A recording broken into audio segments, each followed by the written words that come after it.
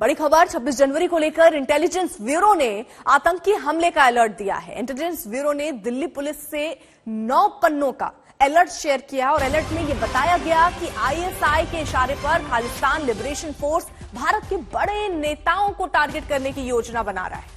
जानकारी तो यहां तक मिली है कि खालिस्तान लिबरेशन फोर्स ने इस्लामिक आतंकियों के साथ नया गठजोड़ बनाया है। अलर्ट ये भी कि आतंकी भीड़ भाड़ वाले स्थानों में तोड़फोड़ कर सकते हैं, हमला कर सकते हैं। दिल्ली पुलिस ने संसद भवन के आसपास और लाल किले के आसपास अभी से सुरक्षा इस मद्देनजर कड़ी कर दी है। उन जगहों पर भी सुरक्षा कड़ी की गई है जहां ज्यादा अमूमन भीड़ भाड़ होता है। अरविंद ओझा हमारे साथ हमारे सहयोगी जुड़ चुके हैं इस वक्त ताजा जानकारी के साथ। अरविंद, क्या जानकारी, किस तरीके का अलर्ट इन 9 पन्नों में? जी देखिए, गृह मंत्रालय की जो खुफिया विभाग है उसने दिल्ली पुलिस को ये अलर्ट भेजा है। कुल मिलाकर 9 पन्नों का ये जो अलर्ट है, जिसकी कॉपी आज तक के पास मौजूद है और इसमें कई बड़े खुलासे किए हैं खुफिया विभाग ने और दिल्ली पुलिस को कहा है कि 26 जनवरी के मौके पर आतंकी हमला कर सकते हैं। खासतौर पर खालिस्तानी आतंकियों को लेकर इसमें बड़ा खुलासा किया गया है कि आईएसआई के इशारे पर बड़े नेताओं को वो टारगेट कर सकते हैं। अलर्ट में तो ये भी कहा गया है कि फरवरी 2021 में जो इनपुट आया था उसके आधार पर जो प्रधानमंत्री नरेंद्र मोदी हैं उनके टूर और मीटिंग को भी जो आतंकी है वो निशाना बना सकते हैं। इसलिए जो सुरक्षा व्यवस्था है वो बड़ी कड़ी की जाए। इसके अलावा 26 जनवरी के मौके पर सेंट्रल एशिया के कई देशों के जो वीवीआईपी हैं वो इसमें शिरकत करेंगे। तो ऐसे में जो अफगानिस्तान पाकिस्तान में एक्टिव जो टेररिस्ट हैं वो दिल्ली में मौजूद हो सकते हैं और आतंकी हमला कर सकते हैं। देखिए अर्पिता, ये बात इसलिए भी गंभीर है कि अब से कुछ दिन पहले यानी 14 जनवरी को दिल्ली के गाजीपुर इलाके में एक आईडी मिला है और आईडी कोई मामूली आईडी नहीं है, सोफिस्टिकेटेड आईडी है। उसमें आरडीएक्स का इस्तेमाल किया गया था और अमोनियम नाइट्रेट का इस्तेमाल किया गया था और दिल्ली पुलिस की जो स्पेशल सेल की टीम है उसको आशंका है कि आईएसआई का इसमें हाथ हो सकता है। तो ऐसे में ये जो 9 पन्नों का अलर्ट है, दिल्ली पुलिस ने इसको काफी गंभीरता से लिया है। इसमें 32 एसओपी बताई गई है दिल्ली पुलिस को कि क्या क्या करना है। तो एक तरफ 14 जनवरी को आईईडी मिलता है गाजीपुर फूल मंडी पर और दूसरी तरफ गृह मंत्रालय की खुफिया विभाग की टीम है, उसने बकायदा दिल्ली पुलिस को 9 पन्नों का ये जो अलर्ट है वो भेजा है, जिसमें ये आशंका जताई गई है कि 26 जनवरी के मौके पर भीड़ भाड़ वाले इलाकों में आतंकी हमला कर सकते हैं। उसके अलावा वीवीआईपी को निशाना बना सकते हैं। अलर्ट में यह भी खुलासा किया गया है कि जो खालिस्तान लिबरेशन फोर्स जो आतंकी संगठन है उसने इस्लामिक आतंकी संगठनों से अपना गठजोड़ बनाया है और ये सब कुछ आईएसआई के इशारे पर हुआ और पहले से भी इस बात का खुलासा हो चुका है कि वीवीआईपी को बड़े नेताओं को टारगेट कर सकते हैं। तो ऐसे में दिल्ली पुलिस को चेताया गया है कि वो बकायदा जो पड़ोसी राज्य है, देखिए अलर्ट है क्योंकि इसलिए सुरक्षा और ज्यादा कड़ी की गई है। अरविंद, आप नजर बनाए रखिए, पल पल की अपडेट लेते रहेंगे। बढ़ रहे जरा आगे। चुनाव प्रचार के नजरिए से आज का दिन बेहद अहम रहने वाला है। चुनाव के ऐलान के बाद पीएम नरेंद्र मोदी पहली बार वाराणसी के कार्यकर्ताओं को संबोधित करेंगे और ये संबोधन वर्चुअल होगा। ये भी बताया जा रहा है कि पीएम मोदी इस संबोधन के जरिए 10,000 कार्यकर्ताओं से सीधे जुड़ेंगे। मोदी के संबोधन से पूर्वांचल में बीजेपी के प्रचार युद्ध को रफ्तार मिलेगी। उधर बीजेपी की केंद्रीय चुनाव समिति की दिल्ली में बैठक है जहां अगले चरण के उम्मीदवारों के नामों पर चर्चा होगी। पंजाब के लिए भी आज एक अहम दिन है क्योंकि पंजाब में आम आदमी पार्टी सीएम कैंडिडेट का ऐलान करने वाली है।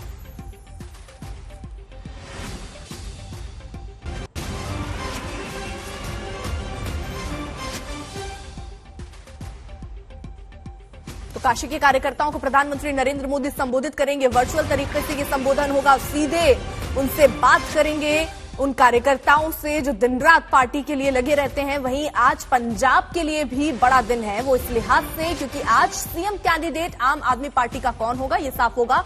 याद होगा बकायदा अरविंद केजरीवाल ने यह फैसला जनता पर सौंपा था और ये कहा था कि इस नंबर पर आप फोन करके या मिस कॉल देके अपनी राय बता सकते हैं कि किसे आप अपने मुख्यमंत्री के तौर पर चुनते हैं। और आज उसका बड़ा ऐलान भी होने वाला है कि आखिरकार आम आदमी पार्टी की तरफ से कौन होगा उम्मीदवार। जहां पंजाब का जिक्र हो रहा है तो यहां जिक्र यह भी कि चन्नी को लेकर ये संकेत दिए जा रहे हैं कि पंजाब में कांग्रेस उतरेगी, लेकिन इस बात से सिद्धू खेमा थोड़ा नाराज नजर आ रहा है। तो पीएम मोदी के वर्चुअल संबोधन से प्रचार को रफ्तार मिलेगी। जाहिर तौर पर नमो ऐप से 10,000 से ज्यादा कार्यकर्ता जो हैं वो जुड़ पाएंगे। उनको प्रधानमंत्री सीधे उनसे संवाद करेंगे। संबोधन से पूर्वांचल की सीटों पर असर की उम्मीद मानी जा रही है और यूपी में बीजेपी की जीत का दारोमदार पूर्वांचल पर है। पीएम मोदी के वर्चुअल संबोधन से प्रचार को माना जा रहा है रफ्तार मिलेगी। तो आज कार्यकर्ताओं से सीधे संवाद करेंगे। 10,000 कार्यकर्ता जुड़ेंगे, ये जानकारी। और मंत्र प्रधानमंत्री नरेंद्र मोदी इन कार्यकर्ताओं को आगे किस तरीके से रण में उतरना है उसकी देंगे।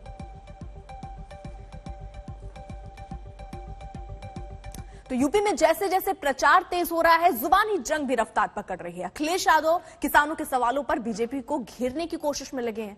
तो बीजेपी अतीत में हुए दंगे और हिंदुओं के पलायन के सवाल पर अखिलेश यादव को घेर रही है।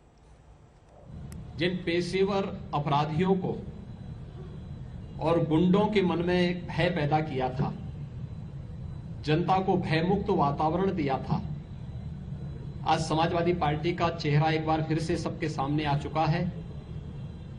कैराना से लेकर के बुलंदशहर, स्याना और लोनी तक जो चेहरे समाजवादी पार्टी के सामने आए हैं, कोई कैराना हिंदू व्यापारियों के पलायन के लिए जिम्मेदार अपराधियों को, मुजफ्फरनगर के दंगों के अपराधियों को और उन पेशेवर हिस्ट्री सीटर को अपना कैंडिडेट बना करके समाजवादी पार्टी ने अपने वास्तविक चरित्र को एक बार फिर से प्रदेश के सामने, देश के सामने प्रस्तुत कर दिया है कि प्रदेश के बारे में उनकी मंशा क्या है। इसलिए नहीं जीत पाएंगे, वहां जो माफिया हैं, तुम ईमानदार आदमी हो,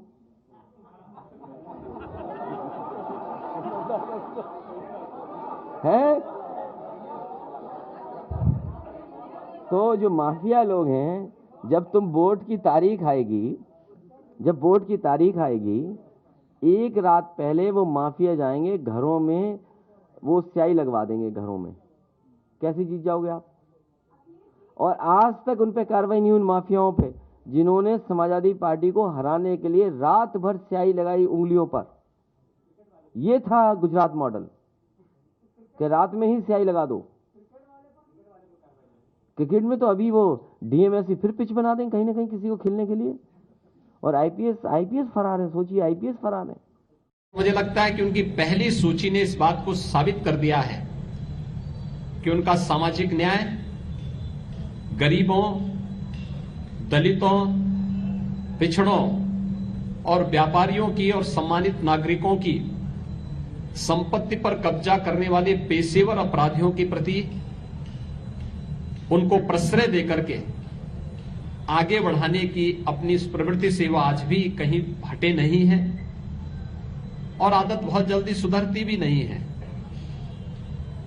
और इसीलिए जल्दीबाजी में आज अपना मुंह छुपाने के लिए अब उन्होंने सूची सार्वजनिक करने से परहेज कर दिया है। कहा कि अब चुपचाप सिंबल टेबल के अंदर से लेन देन जो उनका पहले होता था, वही अब सिंबल के भी लेन देन का कार्य अब टेबल के नीचे से उनका चुपचाप होगा। उन्होंने इस बात को फिर से शुरू कर दिया है। ये जो बात कर रहे हैं दंगा, कानून व्यवस्था, ये जानबूझ करके किसान के मुद्दे से चुनाव हटाना चाहते हैं, क्योंकि इन्हें जवाब ना देना पड़े कि किसानों की आय दोगुनी कब होगी। इसीलिए हम समाजवादी लोग और किसानों से भी अपील करेंगे कि अन्न संकल्प लें और भारतीय जनता पार्टी को हराएं और उत्तर प्रदेश से हटाएं।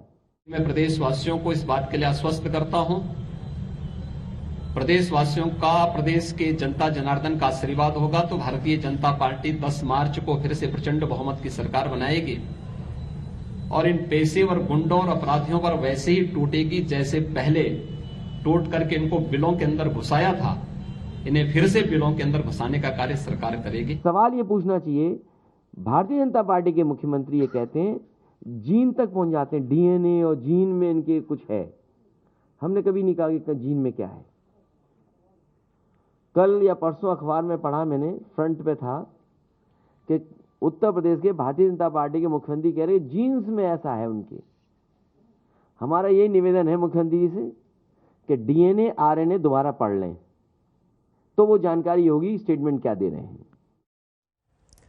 अब जरा यूपी से सीधे आपको पंजाब भी लिए चलते हैं। आम आदमी पार्टी आज पंजाब में अपने सीएम उम्मीदवार के नाम का ऐलान करेगी। सीएम के नाम के लिए अरविंद केजरीवाल ने लोगों से सुझाव मांगे थे। अरविंद केजरीवाल ने बताया कि उनके पास 15 लाख लोगों ने अपने सुझाव भेजे हैं। लोगों से मिली राय के अनुसार अरविंद केजरीवाल आज मुख्यमंत्री के चेहरे की आधिकारिक घोषणा करेंगे। 12 बजे का वक्त बताया जा रहा है जब औपचारिक ये ऐलान हो जाएगा कि आखिरकार कौन होगा आम आदमी पार्टी की तरफ से मुख्यमंत्री का उम्मीदवार। कमलजीत संधू हमारे साथ हमारे सहयोगी चंडीगढ़ से जुड़ चुकी हैं। कमलजीत, 12 बजे तक का तो देखिए इंतजार करना होगा, लेकिन उससे पहले कई नामों पर चर्चाएं शुरू हो जाती हैं। 2 नाम सबसे ज्यादा चर्चा में, हरपाल सिंह चीमा और भगवंत मान। देखिए, शाम के 5 बजे तक 22 लाख लोगों के जवाब आए थे। उसमें से 6.5 लाख हमें बताया गया कि वॉइस मैसेजेस हैं, व्हाट्सएप हैं, इसके अलावा कॉल्स भी आए। लेकिन सबसे हैरानी वाली बात है कि कल चरणजीत सिंह चन्नी जो कि मुख्यमंत्री पंजाब हैं, उन्होंने कहा कि सबसे बड़े उम्मीदवार तो वो निकले हैं और सबसे ज्यादा कॉल उनको लेकर आए हैं।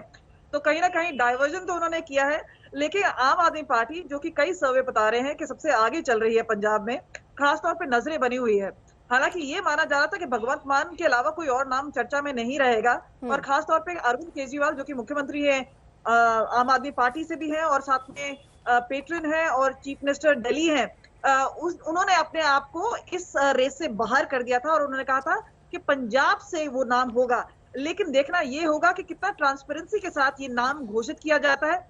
उसी वक्त जहां पे चरणजीत सिंह चन्नी के अगर हम कांग्रेस हैंडल की बात करें तो उन्होंने कल शाम को जो एक प्रोमो निकाला है वहां पे एक तरह से साफ कर दिया है कि मुख्यमंत्री के दावेदार चरणजीत सिंह चन्नी है। ठीक है, जिस वीडियो का कमलजीत आप जिक्र कर रहे हैं जल्दी से वो खबर भी दे दें और इसी सवाल के साथ मैं लौटूंगी। पंजाब में देखिए सिद्धू ने आला कमान को इशारों में चुनौती क्या दी, ये उनको भारी पड़ता दिख रहा है। कैसे?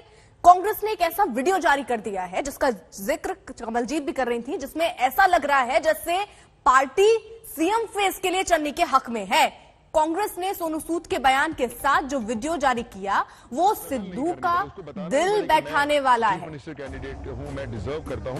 वो ऐसा होना चाहिए जो बैक बेंचर हो और उसको पीछे से उठा के ले और बोल कि तू डिजर्व करता, तू बनो। वो जो बनेगा वो देश बदल सकता है।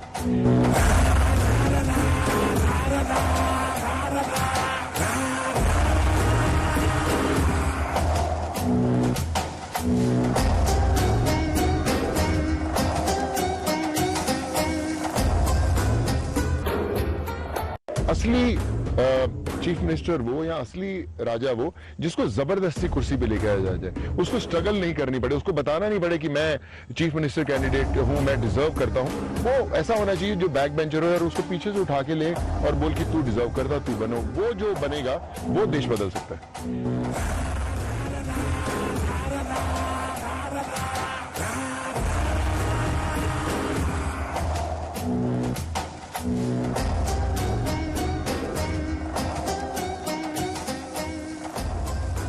उधर पहाड़ों पर जोरदार बर्फबारी ने लोगों की मुश्किलों को बढ़ा दिया है। जम्मू कश्मीर, हिमाचल प्रदेश, उत्तराखंड में जनवरी के दूसरे हफ्ते में बर्फबारी जारी है। मकानों, दुकानों, खेत खलिहानों को बर्फ की टनों मोटी चादरों ने समेट लिया है। नालों में पानी जम गया है, बिजली गुल है, आने जाने के रास्ते बंद है।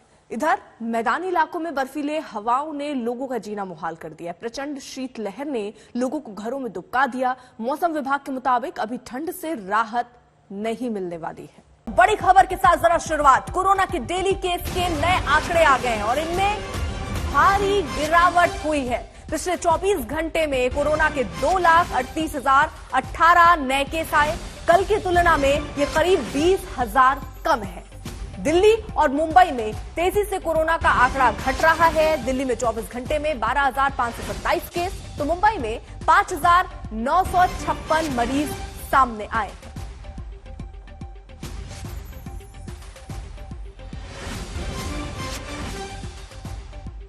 अब क्या कोरोना की मार अब कमजोर पड़ने लगी है? क्या पीक से पहले ही कोरोना की कमर टूट गई है? ये सवाल कल से ही हम पूछ रहे हैं। आइए आपको दिखाते हैं कोरोना के नए आंकड़े। आप समझ पाएंगे, जान पाएंगे कि ज्यादातर राज्यों में डेली केसेस जो हैं वो घटे हैं। 10,000 से ज्यादा डेली केसेस वाले राज्यों को जरा आप देखिए। महाराष्ट्र, कर्नाटक, तमिलनाडु, केरल और उत्तर प्रदेश, ये हम आपको दिखा रहे हैं कोरोना अपडेट। सबसे ज्यादा केस वाले ये 5 राज्य हैं जहां पर आप देख सकते हैं क्या अंदाजा। अब महाराष्ट्र में 31,000 के करीब, कर्नाटक में 27,000, तमिलनाडु में 23,000, केरल में 22,000 के करीब और उत्तर प्रदेश में 15,000 के करीब। तो करीब करीब समझा जा सकता है कि किस तरीके से ये आंकड़े सामने आ रहे हैं। वहीं देखिए 24 घंटे में जांच जो है वो 44,000 के करीब हुई है, नए मामले 12,000 के करीब आए हैं। संक्रमण दर सबसे महत्वपूर्ण इस समय में अगर कुछ है तो संक्रमण दर 27.99%, मौत 24 हुई है और सक्रिय मामले अभी भी 83,000 के करीब पाए जा रहे हैं। दिल्ली का आंकड़ा हम आपको दिखा रहे थे। मुंबई में जरा रुक कर ले। मुंबई में कोरोना के केस जो है वो थोड़े कम हुए हैं। जांच 47,000 करीब हुई है और नए मामले 5,956 नए मामले केवल मुंबई की बात कर रहे हैं यहां सामने आए हैं। तो कोरोना केस में गिरावट का ट्रेंड दिल्ली और मुंबई में भी देखा जा रहा है। दिल्ली में कोरोना के डेली केस 12,000 पर पहुंच गए हैं। ये तस्वीरें हम आपको दिखा रहे हैं। 10,000 से ज्यादा डेली केस जिन जिन राज्यों में है उन राज्यों की तस्वीर हम आपके सामने रख रहे हैं। और यहां देखिए मुंबई में 6,000 से भी कम जो है केसेस आए हैं। सबसे बड़ा सूबा उत्तर प्रदेश में भी कोरोना काबू में अब नजर आने लगा है।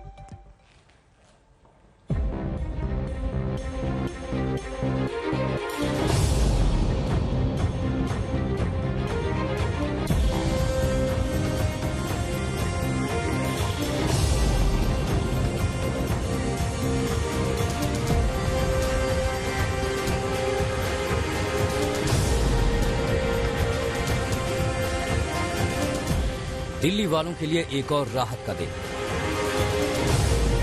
दिल्ली वालों के लिए एक और उम्मीदों का दिन। साल की शुरुआत होते ही कोरोना नाम की महामारी जिस तरह फिर से बड़े संकट के तौर पर उभरी थी, उसकी गिरफ्त से दिल्ली छूटती नजर आ रही है। इसकी तस्दीक कर रहे हैं कल के आंकड़े। दिल्ली में कोरोना के 12,527 नए केस सामने आए हैं। 24 घंटे में दिल्ली में कोरोना से 24 मौतें हुई हैं। अच्छी बात यह है कि 24 घंटे में जितने बीमार हुए उससे ज्यादा ठीक हुए हैं, लेकिन 27.99% का संक्रमण दर अभी भी खतरा बना हुआ है। दिल्ली में एक्टिव मरीज 83,982 हैं। डेफिनेटली दिल्ली में देखो चौथा दिन है जो लगातार जो डाउन जा रहे हैं, और मैंने पहले भी बताया था इसकी एडवांस इंडिकेशन उसी से आ गया था कि जो हॉस्पिटल एडमिशन थे, भाई एडवांस इंडिकेटर होता है हॉस्पिटल में एडमिशन के साथ। हॉस्पिटल में एडमिशन की बढ़ने वाली रफ्तार रुक गई थी, तो हॉस्पिटल में एडमिशन बढ़ नहीं रहे, तो इसका मतलब थोड़े दिनों में रेट कम होने वाला है और कम हो चुका है। दिल्ली में केस घटने की शुरुआत मकर संक्रांति के दिन ही शुरू हो गई है। दिल्ली में 13 जनवरी को 28,867 नए संक्रमित पाए गए। 14 जनवरी को नए केस घटकर 24,383 पर आ गए। 15 जनवरी को इसमें और गिरावट आई, 20,718 नए केस आए और 16 जनवरी को नए केस की संख्या 20,000 से नीचे आ गई और कल 12,527 नए केस। कोरोना के गिरते ग्राफ की वजह से ही एक्सपर्ट कहने लगे हैं कि दिल्ली से कोरोना का पीक गुजर चुका है। गणना के अनुसार अभी कई जगहों पे जैसे बड़े शहरों में दिल्ली, मुंबई, कोलकाता में अपने उच्चतम स्तर पे पहुंच के अब संख्या कम होनी चाहिए और अगले 1 से 2 हफ्तों में लगभग सारे प्रदेशों में ये पीक करेगा और तब तक थोड़ा ध्यान रखने की आवश्यकता है। भारत में भी तभी पीक करेगा और जनवरी के बाद के फरवरी के महीने से संख्या तेजी से कम होगी। मुंबई वालों के लिए भी सोमवार का दिन काफी राहत लेकर आया। सोमवार को जो आंकड़े आए हैं उससे मुंबई में कोरोना लगातार कमजोर पड़ता दिखाई दे रहा है। अगर मुंबई की बात करें तो 13 जनवरी को 13,702 नए कोरोना संक्रमित मरीज पाए गए थे। फिर 14 जनवरी को 11,317 नए संक्रमित मिले। 15 जनवरी को 10,661 नए मामले मिले। 16 जनवरी को 7,985 मरीज आए और 17 जनवरी को दैनिक मरीजों का आंकड़ा 5,956 पर पहुंच गया। बीएमसी का मानना है कि मुंबई के लोगों की समझदारी से शहर में कोरोना नियंत्रण में दिखाई दे रहा है। लोग कोविड प्रोटोकॉल का पालन कर रहे हैं। वैक्सीन के साथ साथ केस कम होने के पीछे ये भी एक वजह है। ओमाइक्रॉन की जो वेव या डेल्टा वेरिएंट वो सब कंट्रोल में है। इसका श्रेय पूरा पहला नागरिकों को जाता है कि नियम का पालन करना और उसकी यंत्रणा जो चला रहे महानगर पालिका, राज्य सरकार वो भी बहुत ही अच्छी तरह चला रहे। कोरोना केस में गिरावट यूपी में भी आई है। यूपी में पिछले दिनों से कोरोना का ग्राफ चढ़ता हुआ दिख रहा था, लेकिन कल इसमें गिरावट आई है। कल यूपी से कोरोना के 15,622 नए केस सामने आए। इनमें लखनऊ से 2,716, गौतम बुद्ध नगर से 2,154 और गाजियाबाद से 1,281 डेली केस शामिल हैं। यूपी में कोरोना के केस में घट बढ़ का सिलसिला पिछले कई दिनों से जारी है।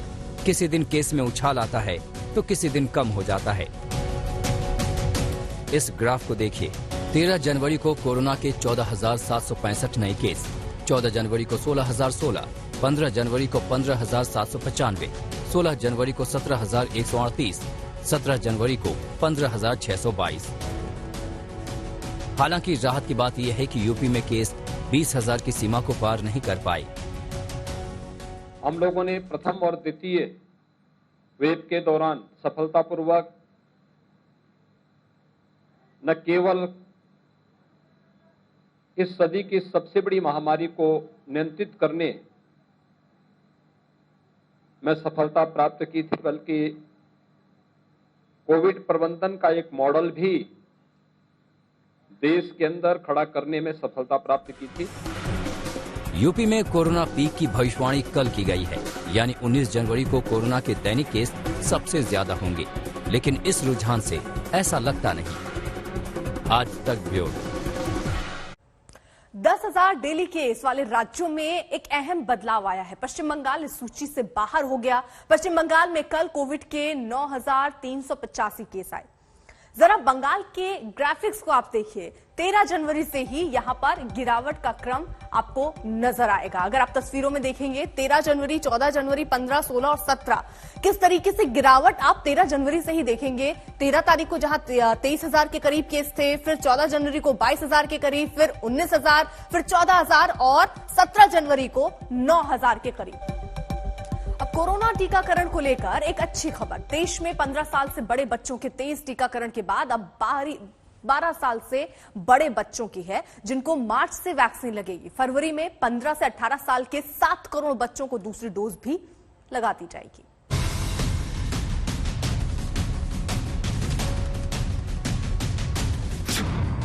अब 12 साल से बड़े बच्चों को लगेगा टीका। मार्च से वैक्सीनेशन का नया दौर।